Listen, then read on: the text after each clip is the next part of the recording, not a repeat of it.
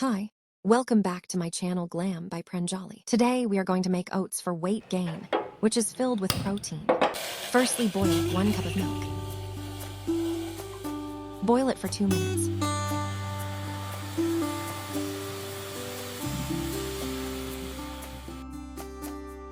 Add 1 cup of safflower oats. Cook it well.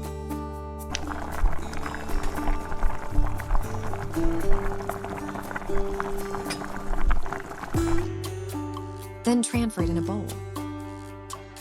Add 2 tablespoons honey. Add some nuts, seeds, dates, or you can also add banana in it. Weight gain oats is ready to serve. Enjoy it.